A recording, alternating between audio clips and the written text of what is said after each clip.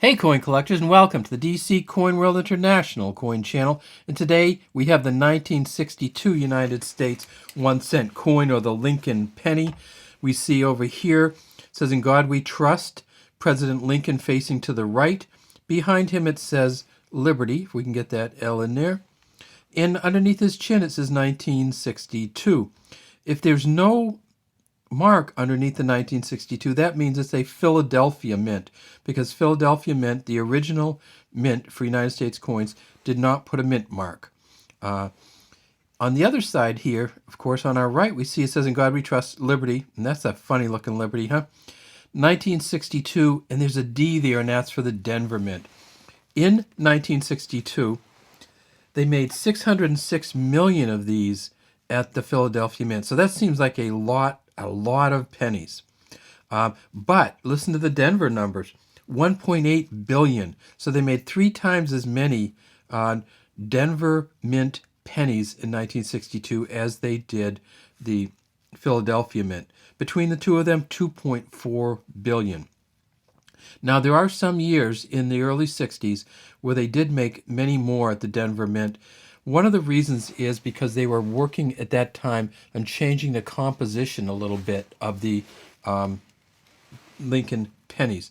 So when they first came out with this penny, and you know this, of course, is the Lincoln Memorial Cent, which came out in 1959. So this is the 4th year of it. And this, of course, replaced the Wheat Ears cent.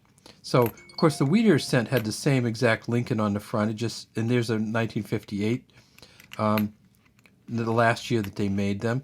And then here's the Wheat Ears, E Pluribus Unum here, 1 cent, United States of America.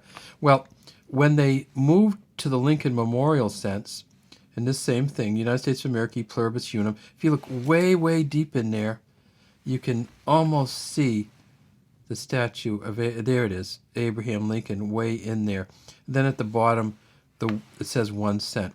When they moved to these new Lincoln Memorial cents, they changed the composition somewhat. And so this is in 1962, it's a 5% copper, 5% tin and zinc. But in September of 1962, they changed it. And they went from the same 95% copper, but they made it a full 5% zinc, or what we would call a brass coin. Now, many other countries have had brass coins. Here's one from one of our neighbors from 1962. And this, of course, is Queen Elizabeth II on the front here. And those of you who recognize the size and everything know this is probably a Canadian penny. And there it is, the Canadian Maple Leaf 1 cent coin. They don't make the 1 cent coin in Canada anymore. They've stopped making 1 cents. 1962 here, and KG here for George Kruger Gray. And, oh, here's one. It's not really a penny, but it kind of is a penny. This is 1962 Ireland, and it has the harp on it with the Gaelic, the kind of scrolling on here. And see, that's just a amazingly cool looking penny. Look at the scrolling on there, and you can tell the date of the Irish large pennies by how many strings there are.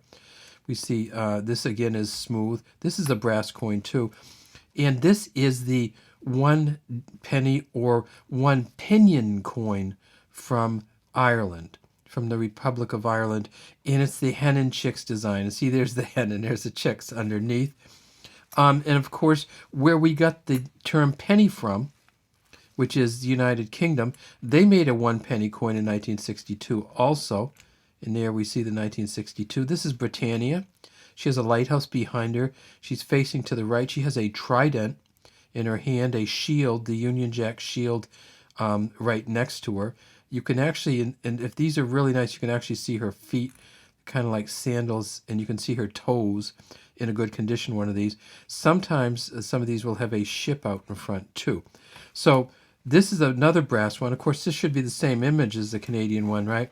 It's Elizabeth, the Mary Gillick first portrait of Elizabeth II, which was on the Canadian coins and the British coins until 1967 on the British coins, 1964 on the Canadian coins. All right, well, let's get back to this Lincoln Memorial 1-cent coins. So they made 2.4 billion of these, and they did change the composition on September 5th. Can you tell the difference in the composition? So if you got one of the older coins, so if we pulled a bunch of them out and kind of look through them, could we tell the difference in these coins from the brass coins to the ones that had the tin in them? And we really can't. They all weigh 3.11 grams. I think that they're probably, if you did some kind of metallurgy on these, you could find some. This one, look at that. That's just awful. What happened to that one? So anyways, you can take these. I don't think you can tell the difference. Sometimes I think I can. So I say, okay, this is the brass one. This one here's the brass one. This is the old one.